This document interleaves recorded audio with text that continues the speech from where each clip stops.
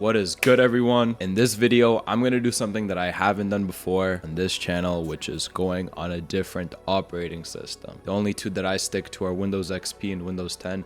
But today, we're going to be venturing into Kali Linux. By the way, this video is for educational purposes only. I'm making this video for security researchers and aspiring people looking to work in this field. So this is valuable information, so you can build your career, skills, and knowledge. But yeah, let's get right into it. All right, step number one is install the VM. I have VirtualBox installed, but honestly, I have VMware on my laptop, and I'd say VMware might actually be better, but it doesn't really matter. So you just want to hop on kali.org/getkali. And over here, you're going to have a lot of options. The main two ones are you either download the ISO file, which is pretty much a file that has you set up the entire OS. So you know how when you first get Windows, you go through the Windows setup, put in your username, they ask if they can put spyware on your shit, all of that. Instead of going through the setup, you can just get a pre-built virtual machine, which is a lot easier. So we're going to do that. So I'm just going to download the VirtualBox one. Now we just got to extract the archive. Boom, boom. And bang, there we go. Now we should have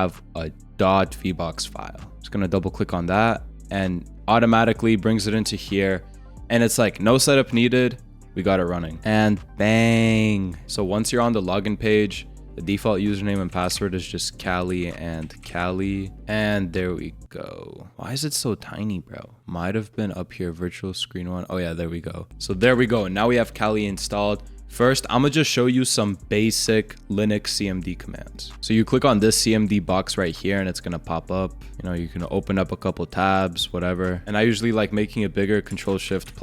So ls shows you what's inside of the folder that you're in, what's in your directory. CDs to move folders, so change directory. Let's say I wanna go into downloads. And by the way, it's case sensitive, don't forget that. To create a folder, it's mkdir. There we go. Now we have a folder that we can CD into, just for example. If you want to create a file, just pretty much this. If you want to read the file, go cat and cd ... to go backwards a directory, and cd / to go all the way back to like your root directory. To get out of here, you just go home and cd Kali, and we're back here. Alright, so let's get right into it. So if you click on the Kali button in the top left corner, this is where pretty much you can find anything. So a few familiar faces here. We got Nmap, Burp Suite, if you know what that is, Initial Access, SQL Map for SQL injections, this for social engineering, Metasploit framework, which out of all the tools in Kali, I'd say this is definitely one of the most iconic and best ones, and also the ones that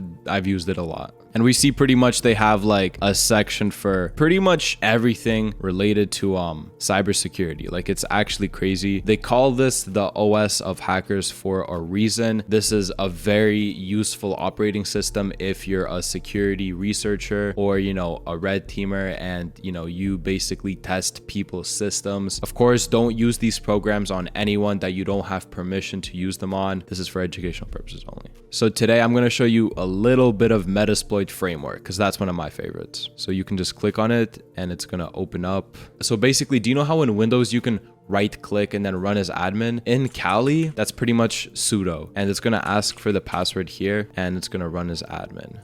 Yeah, it's going through the setup right now, I'm pretty sure. Also, if you don't want to open Metasploit from the application window, you can just type msf console. And here we go. So this is Metasploit. So Metasploit, pretty much the goal of Metasploit is to gain access to other computers. And that comes with exploits, that comes with payloads, that comes with auxiliary, which is scanners, evasion. So this is pretty much like one big combination of, I guess you could say, like rats and exploits and scanners and all of that all put into one. So for example, we can type show exploits and it's going to show us all of its exploit. Let me make it bigger. So over here, it's listing all 2,600 exploits. And I kind of like how they set it up here. So it shows you the disclosure date, which is pretty much when it got either released to the public or patched. Like, I actually kind of forgot. And then the rank, which is, exactly what it sounds like. It's pretty much how OP is this exploit. Check is if it has a scanner that comes with it as well, because for many exploits you need a vulnerable service running on a port, or you know, an outdated OS version or something like that. And yeah, and it has stuff for everything, right? So RCE, remote command execution. This is exactly what it sounds like. You're remotely executing commands on a different computer. And we even seen the name. So we see it's an exploit, FreeBSD. So the OS, the service or port, and then its name. So that's pretty much how all the names of the exploits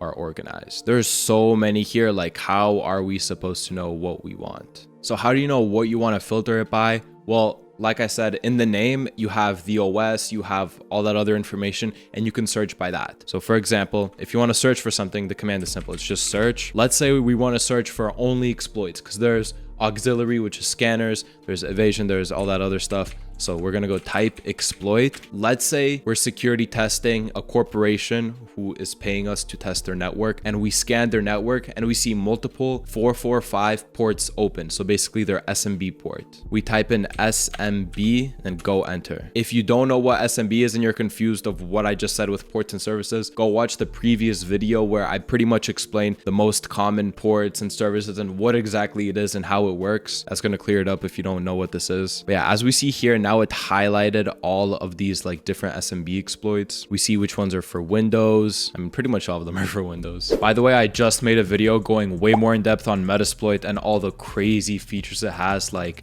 this video isn't even scratching the surface. And if you're interested in that, you can check out my community where I also have my Discord server, exclusive videos, and you get access to me. So check the link in the description if you're interested. Back to the vid. So that's one side of metasploit, you know, all the exploits and scanners. The other side is pretty much just its rat. So there's two sides to it. You have MSF console, which is, you know, has all the exploits, and that's the listener.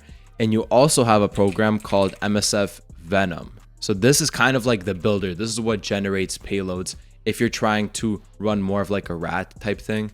So if we go -L payloads, we see all of these payloads. I want to show you guys what Meterpreter looks like. So I'm going to choose a Meterpreter payload. Holy, there's actually so many here. It's insane. So that's going to be MSF Venom -P for which payload we want to use. Windows x64, or, you know, sometimes you don't even have to state it actually. Meterpreter, reverse TCP. There's also reverse HTTP and UDP. We're going to stick to this. lhost equals our IP. So the Kali Linux's VM. lport is whatever port it's going to connect back to and that we're going to listen on. So we're just going to set it to quad 4. That's like default. And then -F. And over here, we choose basically the file extension. So you can make it a exe script. You can make it a PowerShell script, VBS script, batch file. You can actually look at them. So we already listed the payload. Now let's list the formats. So we have all of these right here. And like, these are interesting because, you know, most of the time when you have like a rat or that sort of thing, it only generates an exe, but over here, you have so many options. And my favorite, I'm going to be honest, is the push CMD. There's like a few other ones here that I also mess with, but this is my favorite one. So we're going to go back here, set that, and then put it into shell.bat. And it's going to generate the shell.bat. So we see it right here. Let's read it, just see what it looks like. It's basically just an encoded PowerShell command that's put into a batch file. But yeah, like this is sick. So now as for the delivery, this is where, you know, the sky's the limit. But for this example, I'm just going to host a simple HTTP server, which is pretty much just going to open up our files in this directory on port 80. So now that we have our payload hosted, we also want to be listening in for the connection. This is where we're going to hop back on Metasploit. Then we want to type use exploit multi-handler.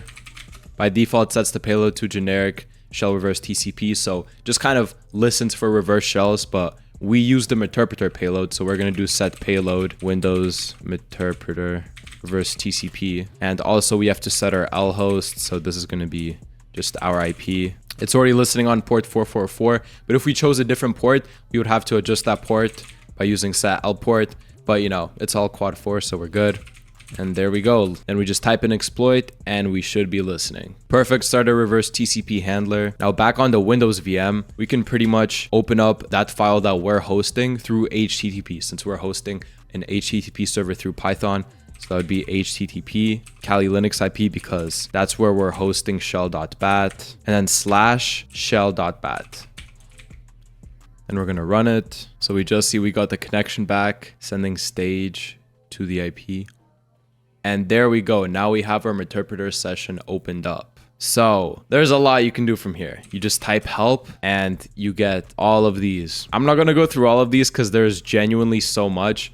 But, you know, let's just try like a screen share, for example. And now we pretty much just have like a VNC session to the VM. So let's say like, you know, I open something up.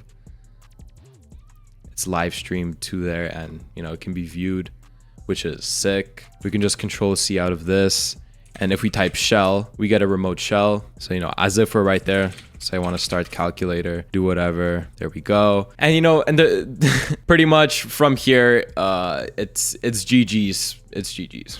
And remember to only use this when you're penetration testing safely, either on yourself with practice or on someone that you have permission to or are getting hired to do it. These methods are not meant to be used on anyone or on anything that you don't have permission or don't own. But yeah, like I said, I'm just trying to teach y'all. Anyway, that is it for this video. I hope you enjoyed. Let me know if you're actually interested in Kali, because I used to always just think, you know, Windows was the preferred option. But let me know what you thought. And yeah, hope you learned something new. Love y'all. I'm gonna see you guys in the next vid. Peace.